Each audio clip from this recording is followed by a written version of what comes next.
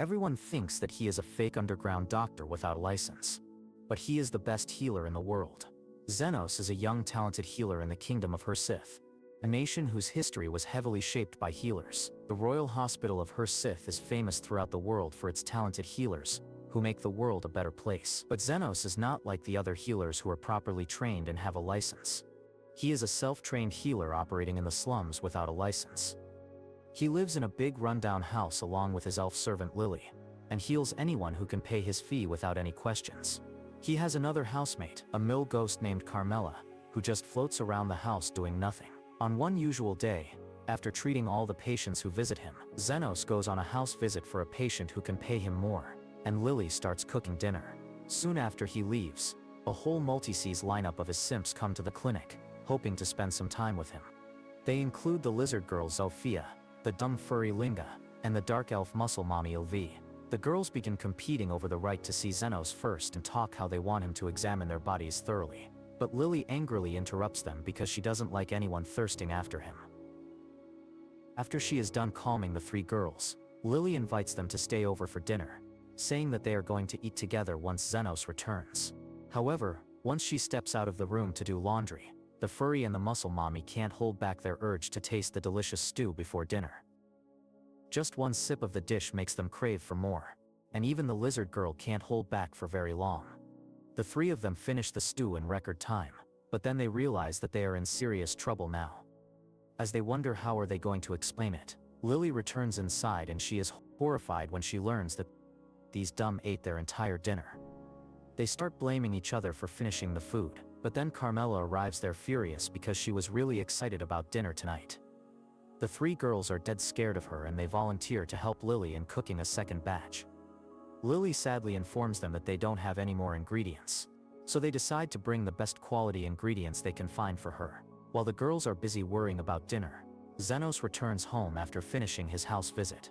On the way he passes by a beast girl named Till holding her stomach tightly to suppress the unbearable pain she is feeling. He stops to examine her symptoms, but just then the beast girl's master arrives there, asking her where the hell she has been. Till tells him that she went to a doctor for her stomachache, but since she had no money, they didn't even examine her. The arrogant bastard just sighs as he grabs her by the hair, asking if she thinks that a slave like her can get a day off just by acting that she has a stomachache. He drags her away to do her job and Zenos watches this drama unfold without doing anything because it is none of his business. Meanwhile, the takes Till to the local cemetery and throws her on top of a grave, releasing a ghost that enters her body without anyone noticing. The man starts telling her to do the only thing she is good at, which is finding valuables hidden inside the graves. But when she doesn't answer, he sends her rolling with a kick. She keeps holding her stomach tightly, and as her master tells her to get to work, the ghost starts taking control of her. The jerk doesn't notice it, and starts heading back telling Till that she will not get any dinner if she returns empty-handed. However, she is fully possessed by the ghost now, and suddenly attacks him, slashing his guts open with her claws. The jerk realizes that he is screwed because Till is no longer obeying him, and he runs away as fast as he can with his bleeding wound. He runs into Zenos on the way and begs him to save him from his berserk slave. But Zenos replies that he has no time for arrogant jerks like him. Just then, Till arrives there and Zenos can see the dark energy surrounding her. He asks the jerk where the two of them are coming from, and he replies that they were doing some farming. Zenos doesn't believe it, but the jerk doesn't care. He asks him to take his feral slave down and promises a reward in exchange. Suddenly, Till lunges at the bastard again, and Zenos quickly saves him before tossing him to the side. The beast girl marks him as her next target, and throws stones at him with full strength. Zenos easily dodges all the stones that could have left holes in his body, and the jerk thinks that he can defeat Till. However, Zenos replies that he is a healer, and killing people is usually frowned upon in his line of work. Just then, Till eats a huge boulder towards them, and Zenos shatters it with a magic-covered fist. Till then dashes towards him with great speed, and he dodges a few attacks before letting her strike his magic barrier that sends her flying into a building. She somehow crawls out the rubble despite serious injuries, but because of that, the ghost starts losing its control over her. Zenos is finally sure about what's bothering her, but as he tries to help her, Till bites his arm. Zenos doesn't care about that, and he immediately uses his healing magic on her, treating her wounds and expelling the ghost possessing her. He purifies the ghost with his powers too, and then declares that he has done enough work for today. The rich bastard sees all this, and now he finally believes that Xenos is a skilled healer. He asks him to save him, but Xenos replies that he has already met his target for today. The man complains that he is dying and demands him to heal him right away, and Xenos tells him that it will cost him extra. The man throws his purse in front of him to cover for the expenses, but Xenos tells him that it is not enough. The man gets pissed at this and threatens to complain to the medical board about charging too much, but Xenos tells him to go ahead, because he doesn't have a license and the medical board can kiss his. He then suddenly gets an idea and says that he will take the beast girl as the rest of his payment. The rich bastard immediately agrees to the deal, and Xenos doesn't waste any time in treating him. After that, he stays with the unconscious beast girl till she wakes up, then her stomach pain flares up again. She asks Xenos who is he, and he shows her the documents saying that he is her new master. He then immediately gets down to business and tells Till to strip because he needs to check something. She freaks out thinking that her new master is a pervert, but since she is a slave, she has no choice. Till removes her shirt, and Xenos sees a gallstone that is causing all her pain. He begins saying some medical mumbo-jumbo like he is Dr. House, and then uses his magic to pull the gallstone out of her body. Till immediately feels better, and asks Xenos how he did that, and he replies that he used magic to cut her open, pull the stone out, and then patch her back just within a second. Till can't believe that this is even possible, but Xenos likes to be humble at times, and says that any healer could have done that. Till can only thank him for curing her, but Xenos says that he doesn't want her thanks. Instead, he wants her to pay back the amount she cost him. Till is willing to do anything for him, starting with a gut Glock 3000, but Xenos is no beta simp, and he tells her to find a special herb for him. Till is disappointed, but she still finds the special herb for him, and Xenos tells her that she has fully repaid her price. Now she doesn't understand if he is joking or telling the truth, so Xenos tells her that he would not have found these herbs without her. So she really has paid him back for buying her, and now she is free to go wherever she wants. Till can't believe this, but Xenos tears the slave contract, telling her that she owns her life now. She gets emotional, and thanks him for helping her, and Xenos asks her to come to his clinic if she ever needs a healer, but also warns her that his fee is a bit high.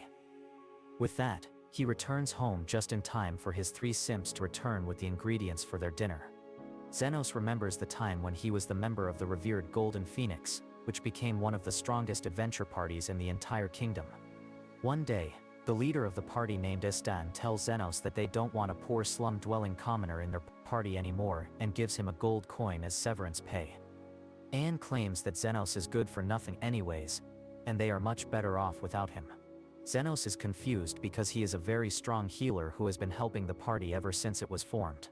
But Istan laughs at this, claiming that he is a poor self-taught idiot who never got an official healer's license, which makes him completely useless. Xenos looks at him and claims that he thought that they were friends. But Istan laughs at his face alongside his friends, mocking Xenos, claiming that he was just a meat shield for them and nothing more. Anne tells him that now that they are the strongest party in the kingdom, they are basically celebrities, and it's not a good look to have a common slum dweller in a party filled with aristocratic nobles. Pan claims that the gold coin should be more than enough for him to go anywhere and that he should never open his mouth about being in their party. Xenos realizes that this is basically money to keep him quiet, so he gets up and leaves the room, while thinking about what he will do with his life now while walking aimlessly. He suddenly hears the sound of someone struggling and goes over to investigate. It turns out to be a man and a woman trying to subdue an elf slave so that they can sell her off to an ugly noble. But the slave girl tries to fight back and run away, forcing the man to shoot an arrow in her leg. He walks up and grabs her by the collar, but the elf is fiery and bites his attacker's hands, making him even more pissed.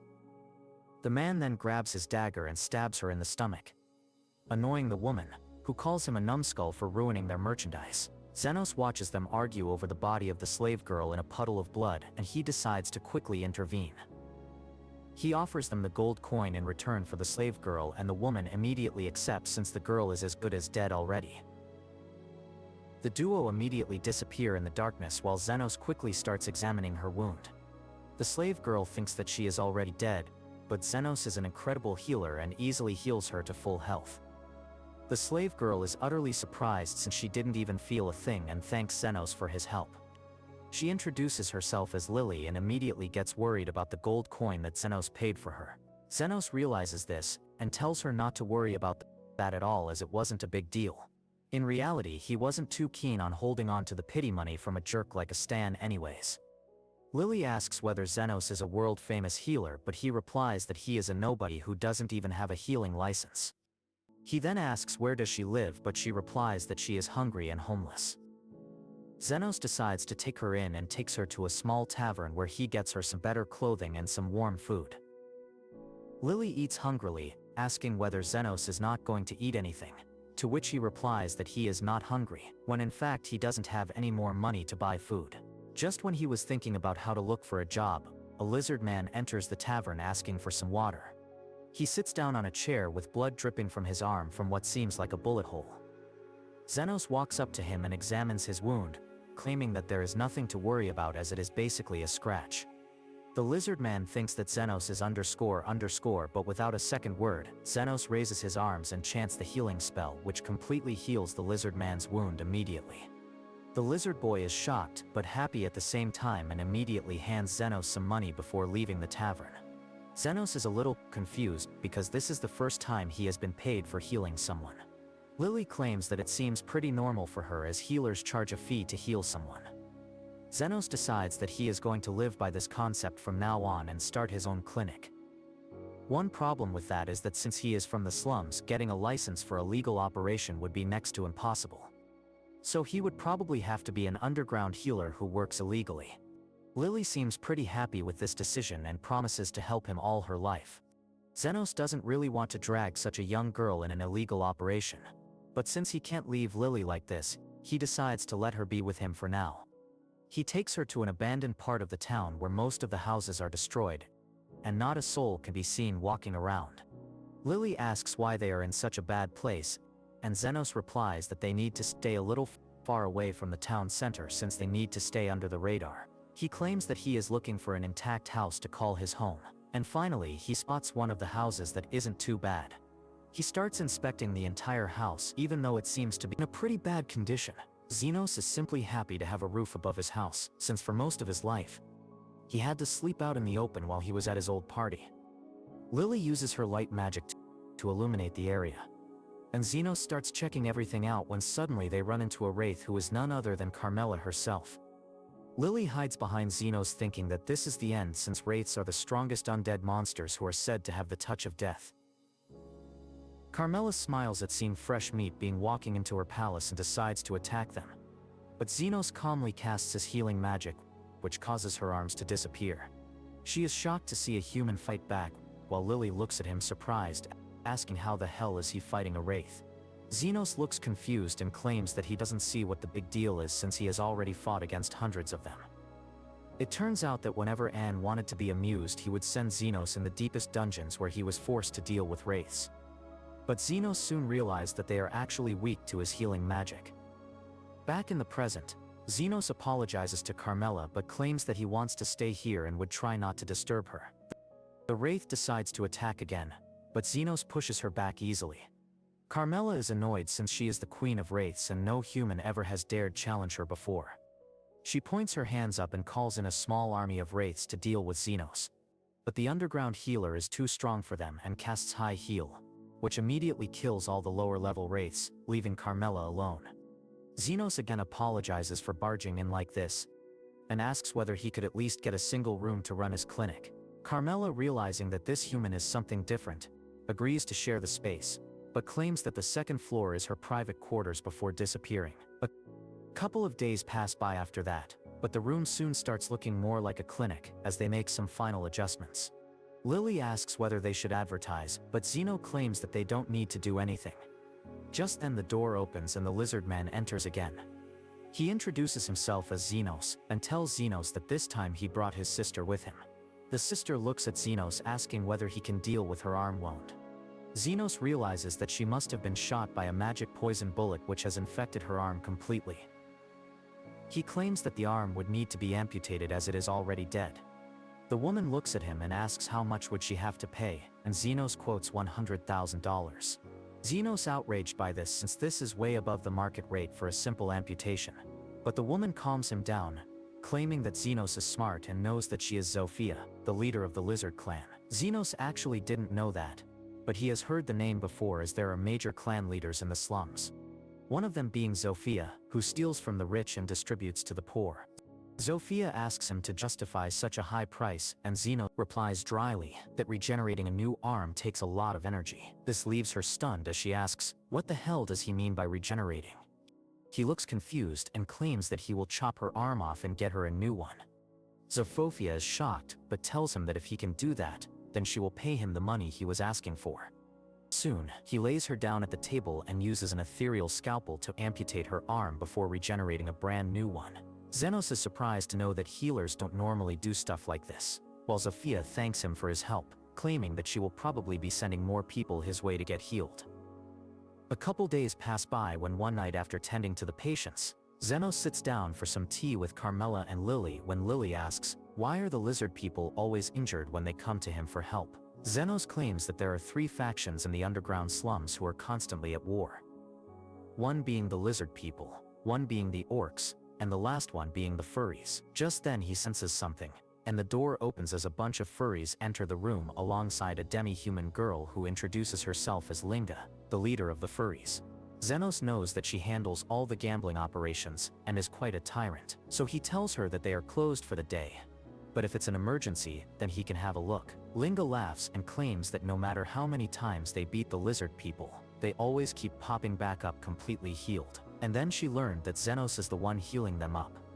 With that, she grabs a big axe and starts walking towards him, claiming that she will kill him, so he can't help the lizard people anymore. With that, she lunges at him, but the shield around him shatters the axe. All the furries start attacking him, but it has no effect on him, so they start trashing his place.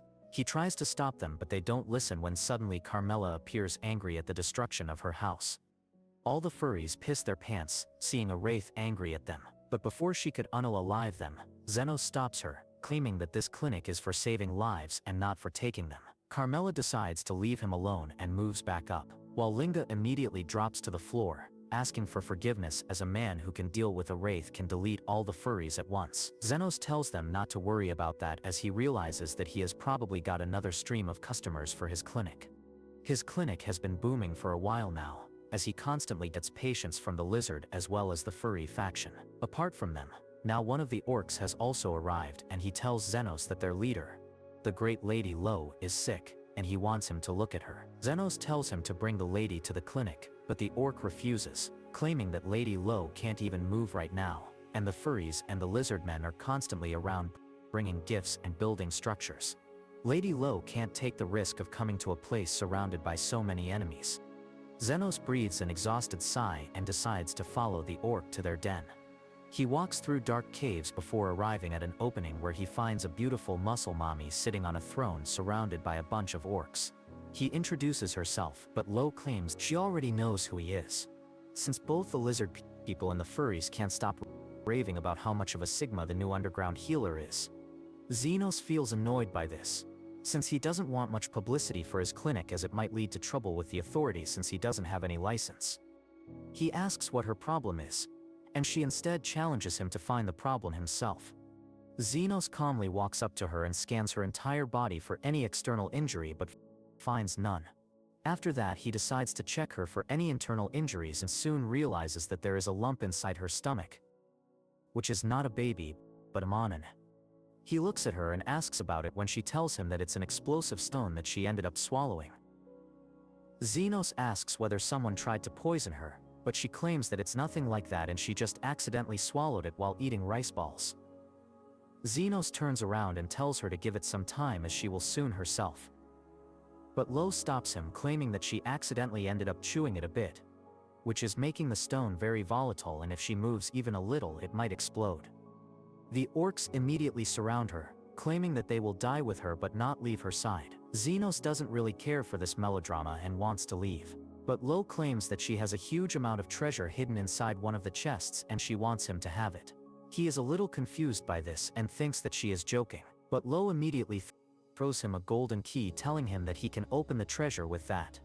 Xenos asks why is she doing that, and Lo claims that she has heard that Xenos always asks for a fair price but for children he doesn't take a single penny. Lo really liked that about him and wants him to continue the good work that he has been doing.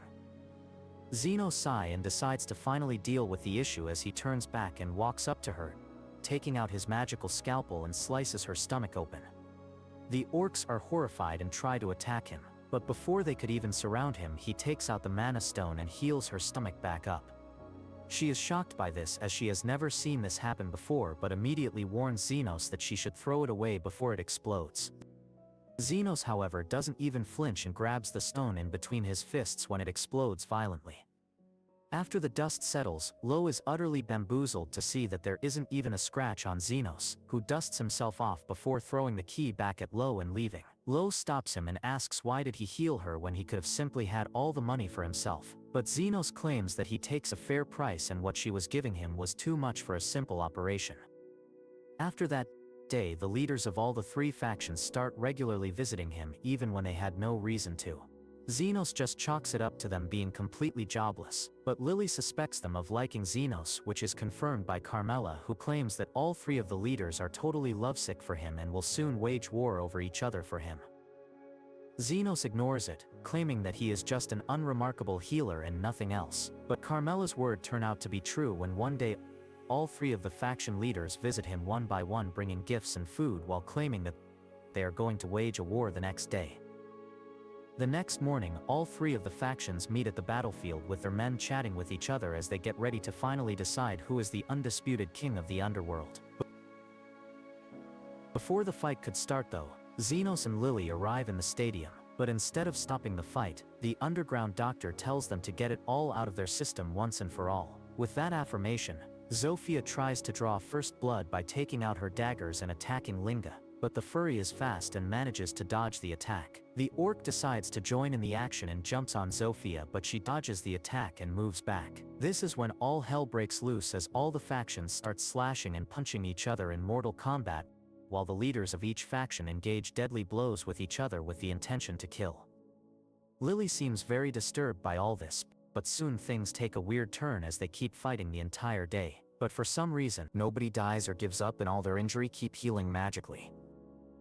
Finally, the leaders realize that Xenos is healing all of them at once, and he replies that he doesn't care how long they keep fighting, but they are his patients, so he will keep healing them. At this point, the leaders start laughing as they realize how stupid actually is. They decide to form a truce and rule the underworld together in peace. Lily seems really happy with this, while Xenos claims that he is going to charge them a lot of money as healing so many people at once is a very hard job. A couple days pass by when Zofia and her brother visit Xenos' clinic once again to get healed. Both Linga and Lo are also there just chilling while Xenos asks Zofia how did she get hurt this time. Zofia claims that she is a thief who selects really rich nobles and steals from them before distributing the wealth amongst the poor locals in the slums. And yesterday while she was doing that, she ended up having a scrap with the royal guards and got injured. Her brother claims that his case was different as a mad woman named the Iron Rose caught him in the open and started blasting at him like a true American. Carmela smiles and tells Xenos that she feels like this Iron Rose might pay him a visit soon since he has managed to unite the three warring factions for the first time in years, and the nobles might find that a threat. Xenos claims that he doesn't want to deal with any of that and sits down to eat the feast that Lily has prepared for all of them. Carmela's words turn out to be true as the woman known as the Iron Rose has already entered the slums and is shocked to see peace as the furries play cards with the lizard people while the orcs and the furries joke and laugh. She spots one of the lizard people sitting quietly and drinking some beer. So she approaches him claiming that it's been a while since she has last visited the slums and things have seemed to change a lot. The lizard man looks at her and claims that now that they all know each other, they have realized that they are all the same, so there is no reason to fight. The woman asks him who the mediator was that stopped the war, but the lizard man claims that the mediator likes keeping a low profile so he wouldn't say the name. At this, the mad woman grabs his collar and shoves his gun in his stomach, threatening to shoot him, but he still refuses to give Xenos up and manages to shout for help. Thankfully, Sophia and her brother were walking nearby, which forces the woman to run away, but she notices that Sophia's hand wounds seem to have healed already. She walks through the city and ends up stumbling upon Zeno's clinic late at night. She enters the room asking him for directions to reach the city, but the moment he tries to help, she immediately gets her gun out and shoots a smoke grenade right at him. While Lily watches in horror, wondering what will happen now. The woman says that she had been investigating a kidnapper targeting elves for some time and she finally found him today. Lily tries to tell her that Xenos is not a kidnapper, but refuses to hear her out, saying that adopting kids from other species is illegal without going through proper channels. Lily grows frantic at this and tells her that Xenos saved her, and the woman realizes that she jumped to conclusions. She assures Lily that she just shot a sleeping gas bullet at him and he won't die. But she is dumbfounded when Xenos comes out of the gas cloud perfectly fine. The woman apologizes to him for shooting him without warning, but then asks how can he be fine. Xenos replies that he just blocked her attack with normal defensive magic, and she finds that hard to believe. She claims that no one can stop her magic bullets, but it would be a different case if Xenos was a genius magician who had devoted his entire life to studying defensive magic. Xenos tells her that he is nothing like that, but the woman refuses to believe him, saying that he might want to keep a low profile but he cannot betray Krishna, the vice commander of the Royal Knights. Both Xenos and Lily are concerned on learning the woman's true identity, and she asks them to cooperate with her on her investigation mission. Xenos immediately sends a signal to the three leaders to stay away from his house, hoping that they are smart enough to follow it. He then sits down to have a chat with Krishna, who tells him that it is the duty of all citizens to cooperate with Royal Knights, and she wants his help in arresting the person who ended the decades-long hostility between the three demi-human species. Xenos freaks out on realizing that the crazy woman is here to arrest him, but Krishna continues her rant, saying that anyone who can control the three demi-human tribes must be really strong, and she cannot let someone like that roam free because they can become a threat to the order of the city. She explains that she tried to shake the slum dwellers about his identity, and that makes her even certain that the man behind the shadows is an evil mastermind who excels at controlling people. Xenos nervously tries convincing her that the person she is looking for might just want to keep a low profile, but Kish refuses to believe him and says that a person who can unite the three tribes can soon become a threat to the entire country. Xenos then suggests that since it is already too late at night, she should return home. He offers to show her the way to the city, but as she is getting ready to leave, Kish spots an empty bed in a corner. Xenos tells her that he was just about to throw that bed away because it is not used anymore, and she immediately tells him that she is going to use it from now on. Xenos is confused, so Kish tells him that she needs to have a base of operations near the slums so that she can find her target, and that is why she is going to stay here for the time being. She tells Xenos that he doesn't need to worry about anything because she will pay rent, and Carmela comes down to tease him about yet another dangerous woman who barged into his life. Kish uses her authority to force Xenos to let her stay at his place, but this makes Lily quite jealous. To show Krish that she is the #1 girl of Xenos, Lily climbs on his lap and makes him pat her hair. Seeing this, Carmela comes down in her invisible form again and teases Xenos by whispering in his ear, which freaks him out. After that, Lily keeps trying to show off how close she is to Xenos, but unfortunately, Kish is too busy blowing on her tea to pay her any mind. Lily ultimately falls asleep soon, and after tucking her in bed, Xenos returns to talk with Kish. She asks him about the details of the incident where he rescued Lily from the kidnappers, but he doesn't remember much about it. Kish thinks about that for some time and then comes to her main mission of finding the mediator. She still believes that Xenos is a genius mage who has mastered defensive magic, and she wants to know if there was someone like him who devoted his life to healing magic. Would he be able to regenerate arms? Xenos asks her if that is not normal for decent healers, but Kish doesn't hear him over the sound of her own voice. She says that only a saint of very high-level healers can regenerate lost limbs, and Xenos asks her what does it matter.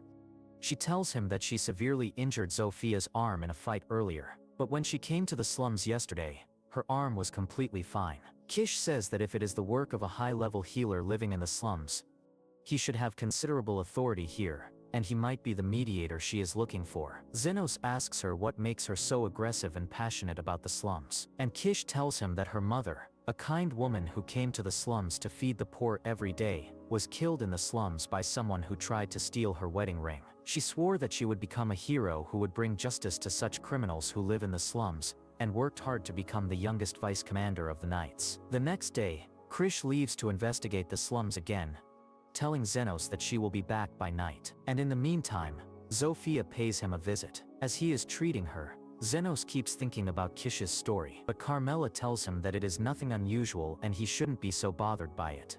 Just as Zenos finishes healing Zofia, Kish returns home and the two women immediately get into a standoff. Lily tries to intervene, saying that Zofia also got lost and ended up here, but Kish refuses to believe that. She asks Zofia about the mediator who healed her, claiming that he is an evil man who is uniting the people of the slums to lead a rebellion. Zofia scoffs at her, saying that evil people are found in every section of the society, but Kish is a classist who only finds fault with slum dwellers. She tells her that the person behind the kidnapping ring she is investigating is a high-ranked noble, but the royal knights haven't even tried to investigate him despite things being so clear. Kish refuses to believe her, but Zofia calls her sense of justice fake, and says that the mediator is much better person than her who doesn't care about hierarchy or politics, and just saves the people who need his help. Kish gets furious and decides to shoot her, but Zenos stands in between them, telling the knight that he will not allow her to shoot his patient. Kish asks him what the hell is he talking about, and Zenos decides to come clean with her. He tells her that he is the healer and the mediator she is searching for, but she doesn't believe him. She claims that he is an expert in defensive magic, and he can't have mastered healing magic at the same time, so he is just lying to her. However, now she is sure that even he is on the side of the demi-humans and the mediator, so she decides to end all connections with him. She tells him that she will find another place to stay and work in the slums because she cannot let her image of a perfect knight be tainted by staying with him. She leaves the clinic with that, and goes in the opposite direction of the slums. Zenos thinks that she got lost on a one-way street, but instead Kish goes straight to the house of the noble named Calendarer, whom Zofia accused of being the leader of the kidnapping ring. Kish tells Calendarer that recently crime has been increasing in this region, and she is here to do a surprise check on his mansion's security. Calendarer gladly allows her to check his home's security, and Kish finds nothing unusual, which makes her think that Zofia was just talking out of her earlier. However, just as she is about to go back, Kish realizes something strange about the distribution of the security guards. She figures out that there are too many guards at Calendarer's place, and most of them are stationed near the rear gate. She decides to investigate it further and finds an underground prison full of kidnapping victims. She tells the children not to worry because she is here to save them, but then someone shoots her in the back. Kish turns around to see Calendar, who shot her using her own guns that were confiscated before she entered his mansion. He shoots her again, destroying her arm, and then laughs at her, saying that the famous Iron Rose has been reduced to a helpless in front of him. Kish realizes that she might not be able to save anyone now, but luckily, Zofia leads Zenos to the place just in time. Calendar doesn't waste any time and shoots at him, but Zenos blocks everything easily. This freaks the fat bastard out and he trips on thin air while trying to draw the second gun.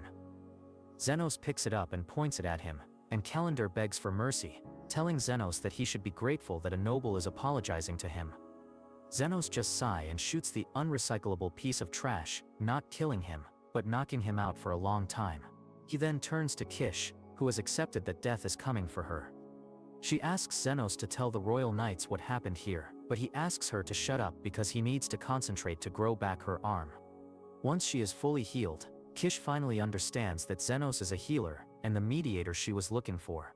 She begins considering him a true hero and says that she could never do anything to match up to him. However, Zenos tells her that she is the hero to the kids here because she was the first one to take action to save them. Krish is moved to tears on hearing this, and soon she calls the soldiers to help her rescue the kids. Zenos tells Zofia that they should head back before someone approaches them, but Krish runs after them immediately, asking Zenos why he saved her. He coldly tells her that she hasn't paid the rent for staying over at his place for one night, and he is going to send her the invoice for that along with today's healing bills. A few days later, Zenos goes grocery shopping with Lily, but as he passes through some familiar streets, the memories of his childhood return to him. He used to be a lonely orphan in the slums until one day an adventurer named Estan came there looking to hire him. He didn't even care what Zenos could do because he just wanted someone to run errands for him and act as his slave. Zenos told Estan that he knew some healing magic, but he just laughed at that because there was no way a poor orphan from the slums could afford that type of education. Nevertheless, he accepted Zenos into his party, and they started doing adventurous stuff together. When Estan fought monsters, Zenos stayed behind him and healed his injuries so quickly that Estan felt like he was untouchable. He felt it was all because of his own skills, and Xenos was just standing behind him uselessly, so he fired him. In the present, Aeon leads his party Golden Phoenix into a den of monsters, because a powerful noble has commissioned them to get some monster fur. Everyone is quite chill, and a couple guys are even hung over because they are being treated like celebrities no matter where they go. They find the flame foxes as soon as they enter the cave, and Estan orders one guy to cast a defensive spell on him before he charges ahead at the monsters carelessly. The monster bites his hand, leaving it with severe burns, and Estan freaks out because he is not used to pain. In the meantime, other members of his party get attacked by the foxes, and Estan feels like he is surrounded by incompetent fools. He turns to the guy in charge of defensive magic, who can't focus his mana properly because of his hangover. Estan orders everyone to retreat, and once they exit the cave, they start blaming each other for the failure. The defense guy suggests that maybe Xenos was using healing magic on them all this time. Estan refuses to believe that because he never noticed it, but he decides to hire another healer who has the proper qualifications. A couple weeks later, Aeon and his party return to the cave with a healer named Human. Unfortunately, the monsters are ready for him this time, and they immediately launch a surprise attack on his party. Aeon blocks the monsters' attacks, but the wizard of his party gets hit by a fireball that burns through the defensive magic and injures him. Yum immediately starts healing him, but she realizes that he needs to be admitted to a hospital. Meanwhile, Aeon struggles to hit the monsters and feels exhausted quickly, and it doesn't make sense to him at all. Human tells him that they need to retreat because the wizard is going to die if they waste any more time, and Estan reluctantly gives the order. Once they are outside the cave, he lashes out at the defense guy for not doing his job properly, but Human tells him that it is not his fault. Estan focuses his attention on her and tells her to immediately heal the wizards so that they can fight again. But Human asks if he is __. She says that only the saint and a few top-level healers can heal such injuries instantly, and that makes Aeon wonder if Xenos was actually healing them from such serious damage all the time. Soon he returns to the city where the noble's butler comes to tell him that he failed his mission, and he should never show his face in the city again. Estan panics and begs for another chance, blaming Xenos for the failure. The butler gives him the chance he asked for, and Estan decides to hire Xenos back so that he can use his talents again and rise to fame. Soon Estan and the defense guy, Guile, go to the slums to find Xenos, and they decide to seek the help of the 3 demi-human tribes in doing that. They first go to the Lizardman tribe, and Estan tells Zofia that he is looking for a healer named Xenos who came to the slums 2 months ago. Zofia begins laughing uncontrollably on hearing that, and remarks that Estan indeed looks dumb enough to fire someone as skilled as Xenos. The redhead gets offended and tries to draw his sword, but he backs down on realizing that he is surrounded by lizard warriors. Zofia tells him to go home because neither she nor Xenos have the time to deal with idiots like him. Ian gets furious at this, but a cold gaze from Zofia makes him realize the power difference between them, and he immediately backs out. He then goes to the Beastmen tribe, and Linga also mocks him for being the idiot who fired Xenos. She tells him that she doesn't want to do business with someone like him, and before Estan can even try to intimidate her, she scares him by showing off her speed. Next he goes to the hideout of the orcs and gets a similar response from Lev, but this time he is smart enough to walk out without acting tough. Once outside, Ain throws a tantrum because he doesn't believe Xenos can have this type of sway in the slums. Suddenly Guile notices Xenos walking down the street with Lily, and the two of them go to confront him. Ain acts tough, telling Xenos that it must be luck that he survived on his own for 2 months. Xenos replies that he doesn't have time to chat with him and goes on his way, but that frustrates Aston, who yells that he came here to let him rejoin the party. Xenos coldly refuses, telling Aston that no one will accept a job with no pay and horrible working conditions. The redhead feels insulted and tells him that he should be grateful that he gets to be a part of such a famous party. Xenos sighs and says that he will help his party out if they are so desperate, but this time he is going to charge a fair amount for healing and casting defensive spells. Ain is taken back by this and tells Xenos that he shouldn't make such demands because he doesn't have anywhere else to go. Just then some people from the slums come there and start chatting happily with Xenos. He gets surrounded by people soon, and Estan gets confused about what is happening. Once everyone leaves, Xenos decides to go back home, and Estan begins yelling at him, reminding him that he was the one who picked him up from the streets. Xenos has had enough of his __, so he simply tells him that it is too late. He begins walking away with that and the piston decides to attack him. However, before he can even reach Xenos, he gets hit by a bullet and thrown to the side of the road. Kish calls him stupid for trying to assault someone in front of the vice commander of the royal guards, and Xenos gets surprised to see her here. He asks what is she doing in this part of the slum, and Kish replies that she was looking for him and got lost, but it all worked out in the end. While they chat, Ain gets even more perplexed because Xenos has a good connection with not only the leaders of the slums but also the royal guard. As he gets up, Krish tells him that he is under arrest for attempted assault. Aston immediately blames it on Guile and runs away, determined to teach Xenos a lesson for ignoring him. Later, a few days after that, everyone assembles at Xenos' place and they begin discussing how Ain and his lackey approached them all. The three bosses tell Xenos that they put their spies after them in case they created any trouble, but surprisingly they vanished without a trace. Lily is relieved, thinking that they gave up on chasing Xenos, but just then, Carmela appeared behind her and says that they might have gone to the underground guild, which handles all sorts of illegal requests for the right price. Lily gets scared on hearing this, but Xenos tells her that the underground guild charges a large amount of money, and Carmela adds that if Anwan was so desperate about getting him back, it means that he is going through a rough patch and money is tight. Lily finally gets relieved on hearing this, but then Sophia tells her about a strange mercenary who has been said to accept any job, even without a pay if some conditions are met. Later that night, Lily finds Xenos awake, so she prepares some tea for him and pats his head to help him relax. She falls asleep quickly after that, and once Xenos tucks her in, he finds Carmela waiting for him outside. She encourages him to talk freely about his party, and Xenos tells her that he should have punched Anwan in the face when he saw him. She then starts asking how did he get so good at healing magic, and Xenos tells her that he tried reviving a dead person when he was a child, but got badly beaten by his master because of it. Carmela is shocked to hear that because reanimation is a taboo, and then she begins telling him how there used to be artificial life forms 300 years ago when she was still alive. She tells him all about the fearsome golems that were used by the demon army in the war against humans. And once the story is over, Xenos decides to go to bed. Suddenly the ground shakes and Carmela takes to the sky to see what is happening in the slums. She finds some parts of the slum on fire with a giant golem rampaging through it, and she freaks out thinking that she jinxed the slum by mentioning golems. If you like this video, please consider subscribing and watch the video on your screen next.